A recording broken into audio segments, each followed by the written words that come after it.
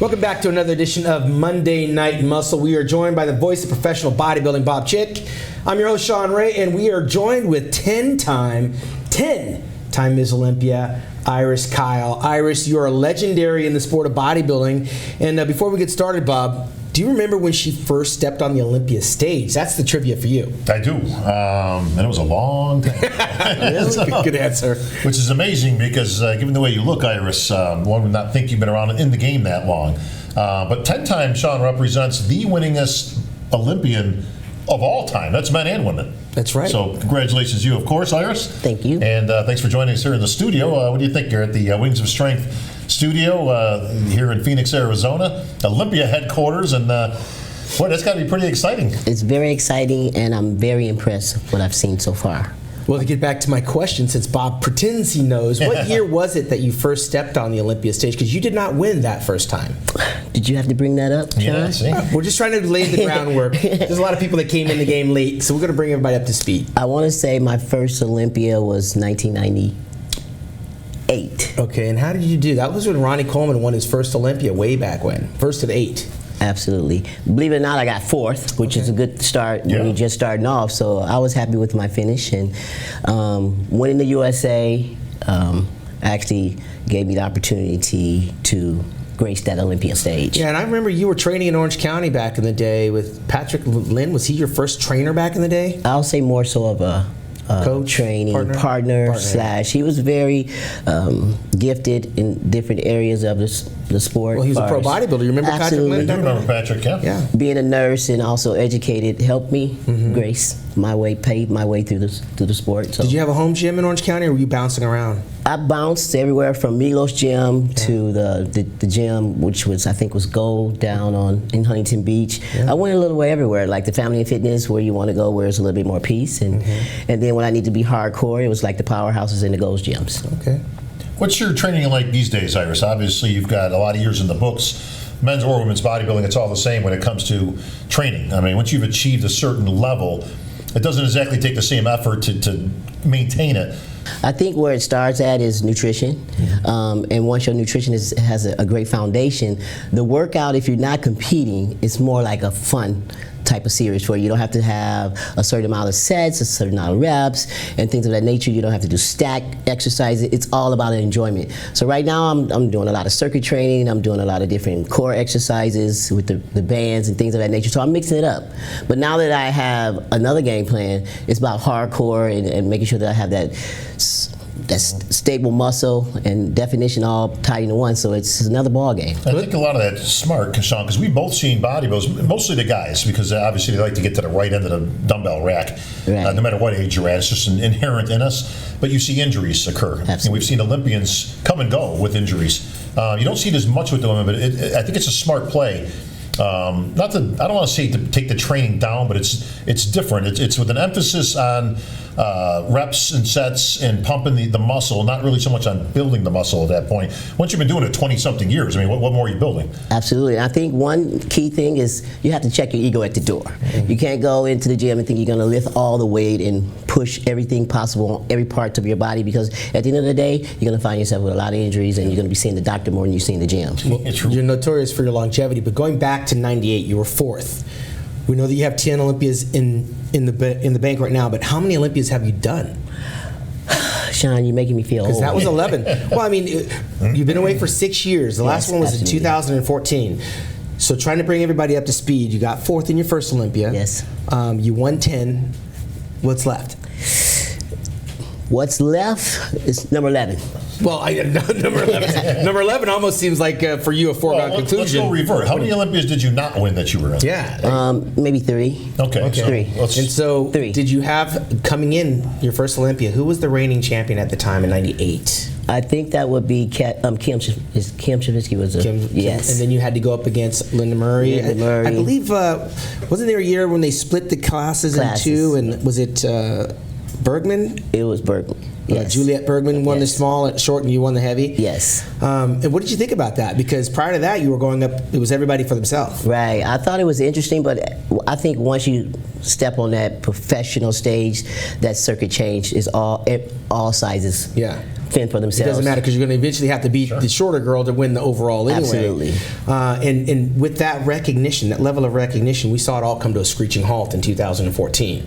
The Miss Olympia was canceled. The sport kind of took on some other divisions. I don't even think we had men's physique at that time, did we? They were all added afterwards. Now we got physique and classic physique, and women's bodybuilding was put aside. And you were very vocal about it because you're not to blame for the removal of the women's bodybuilding. It just went a different direction. But what did you do with that 6 years, knowing the Miss Olympia wasn't there, and was there no interest in any other shows that were being put on? I think because I had, Hida Yamagishi still competing, I was living through him. Yeah. The passion was still there, and plus having a nutritional store, being able to cater to other different type of athletes. And the other shows were just kind of beneath the pay grade. They weren't something you were interested in? I wouldn't necessarily say it wasn't. I just think when you have the prestigious event of Olympia, what are you doing? What is the point of going to one that's, I won't say less, but it just doesn't make a whole lot of sense to myself. Well, here's the money question. I asked this to Ronnie Coleman years ago, got a real interesting response. So if I take 10 Iris Kyles and put them up on stage, each one the respective Olympia winner, okay, so from all 10 of your wins, and you're all competing against each other, who wins? Miss Olympia Iris Kyle, all 10 of us. Yeah. Which year wins the title? Which was My favorite. Which was your favorite or best? And why? Yeah, and why? I think 2009, and Sean, guess what? You interviewed me. I was a little bit more fuller, bigger. My separation was still there, but I really like that look. What's interesting on that is, so your favorite Olympia appearance, like I say, the one that beats everybody, is 09. And you were 5 pounds heavier. I was 5. Interestingly, Ronnie picked 98, which he was probably at his lightest. He was at his lightest at 98. He got bigger thereafter. Yeah, He wound complete up at opposites. 297 pounds. Yeah. But who was second that year? Second was Jacksina. Yeah, because a lot of times people say you're only as good as the people you beat, and you beat her, and she actually wound up becoming Ms. Olympia, didn't she? She wound up winning one. So now what does it look like? The landscape has totally changed. It's been a 6-year hiatus. I got to be concerned about, do you bring back the same look, or do you try to achieve the 2009 look? How are you going to approach this competition? I think the overall spectrum of this whole game of bodybuilding, you have to look at the 3 links: symmetry, size, and condition. That's never going to go away. Right. So therefore, I'm going to take those 3 links and I'm going to paint a picture for myself, and I'm not going to deviate. So I won in those years that I competed. I think I can do the same thing this year. So I'm not going to go outside of what exists: symmetry, size, and the separation in the muscle. Now, I've seen other names have suddenly started appearing on the horizon. So Iris says, I'm going to go back in the Olympia. I've heard Yaxini's name. I've heard a few of the other girls' names kind of tossed around. So what do you think about the band getting back together here? I love it. I love to see that us women are still healthy. We still have the passion, and we still want to fight for that #1 spot, because at the end of the day, it's mind blowing. It's in awe. You're in awe of what you have accomplished, and you have had the best of the best on stage. So to be there and also win the title, words can't express. So it's awesome. The queen of the sport of bodybuilding right now is Hallie Trevino. She won the Rising Phoenix a year ago, and she's no slouch. She's won a few shows along the way. Is that somebody that you're looking at, trying to gauge how much muscularity you want to display in terms of being champion number 11? My game plan has always been from day one is I don't gauge at an athlete. I think about the judge. Okay. What the judges have put in front of me and say, this is what we're looking for, and that's what I'm playing the chess with.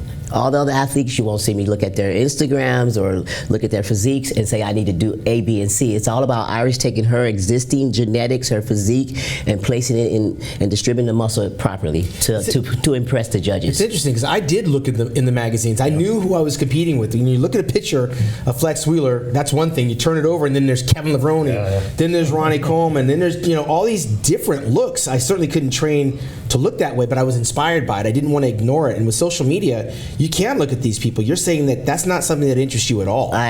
Lord is my witness. I have never ever played.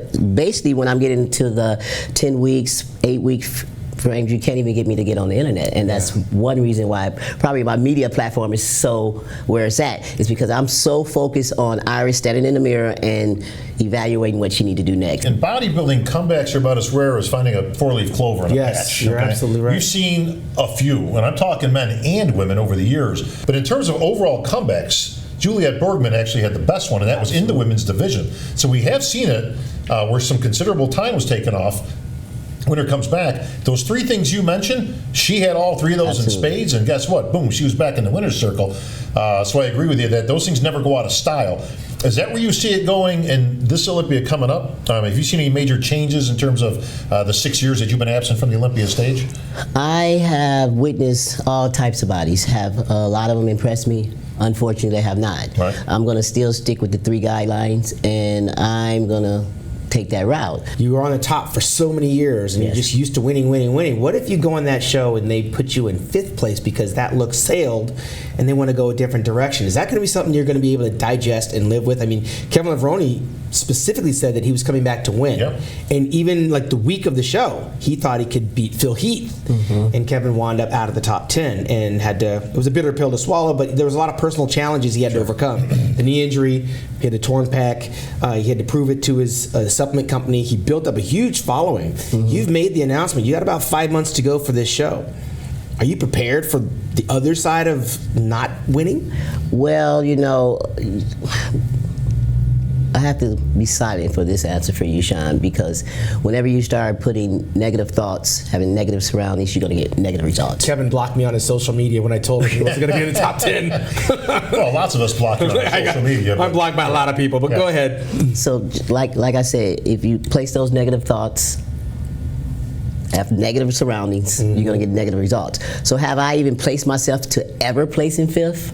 Absolutely not. Okay. Do I feel that I have that same capability of placing 1st, walking away, even though I have a 6-year hiatus? Absolutely. I have no injuries. I still have the deep passion. I know how to train. I know when it's time to diet, and I know how to cut my surroundings off and focus. The Miss Olympia is basically here to stay. Yes. Okay, it's back in under the guidance of Jake Wood and obviously the Wings of Strength. It's back in the Olympia. Is this a one and done for you? Is this kind of, I'm coming back to prove a point and I'm gone again, or I'll keep going? If I get 11, I'll try 12. I think God gave me this path. I'm healthy, so the passion that I have can allow me to keep going. I win. Why not keep going? Age is nothing but a number. I don't have a cane here. I'm not in a wheelchair. None of those things. I'm healthy. I'm driven, and I'm totally passionate about the sport. And I'm just so happy that we do now exist again. If that's the case, if you go in and you're pleased with what you got, you go, best I can bring, let the chips fall where they may, and you end up in 4th.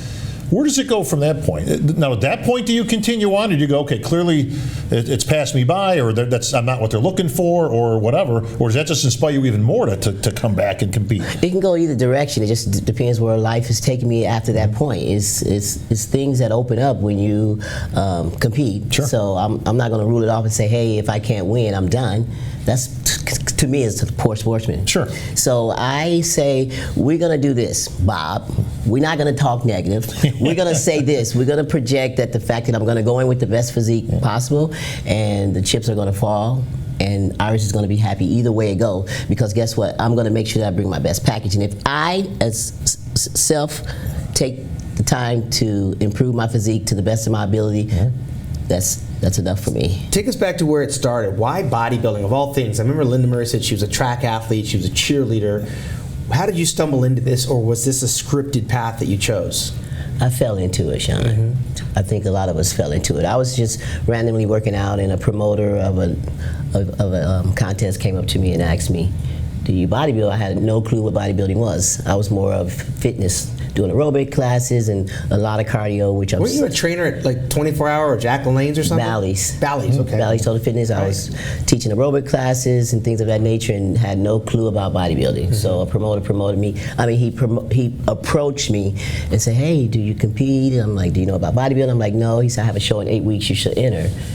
So me and my friend, we went out and got a lot of magazines at the bookstore, which Flex, Muscle Development, all those magazines, and I was blown away. And I entered in his show and I won. So that immediate bug got on my shoulder. Winning my very first show, had no clue about what I was doing, but to actually win, I think that got the itch on my... Who's your inspiration? Coming into the magazines, I was looking at a young Chris Dickerson, but he was actually 42 when he won his first Olympia. I was a teenager when I saw this older guy, kind of similar in height and weight, and I thought, that might be possible for me. Who were you looking at when you came into the game? Because I would imagine you started, what year was it you started? What was the year? you in these years. 1996, somewhere in there. And you won the Olympia in '98, so it only took you a very short time to win the Olympia, but that would have been right around, was that the Kim Shizevsky era when she came absolutely. in? Was that someone you were looking at going, I want to look like that, I want to beat her, or did you go back further? I actually was had my eye on more of Linda Murray for her symmetrical foundation, her thickness, and her that flow from her shoulders down.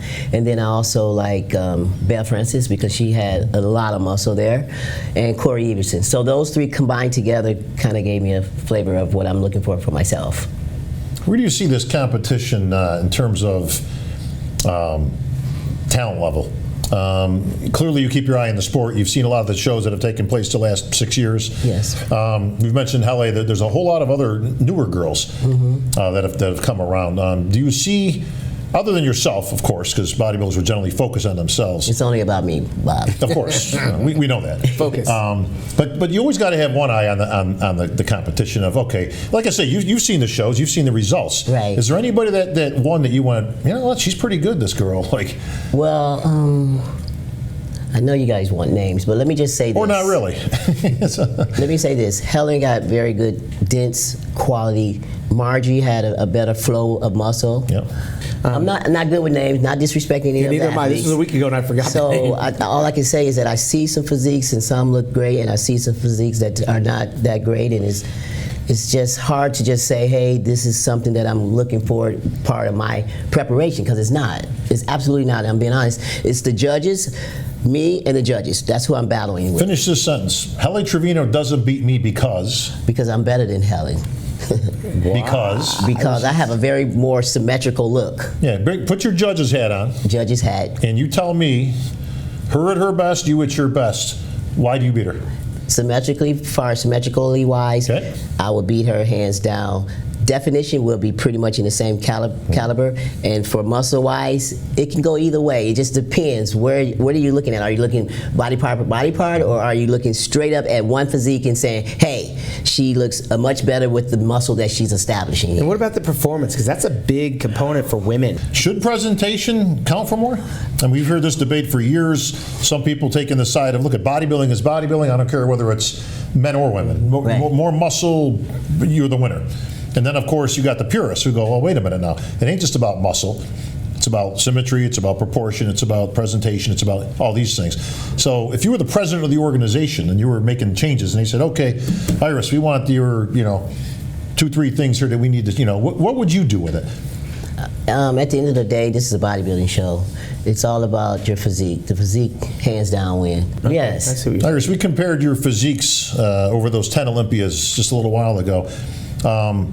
Let's take Iris the person now. How have you changed over the last 10 years? Can't you tell?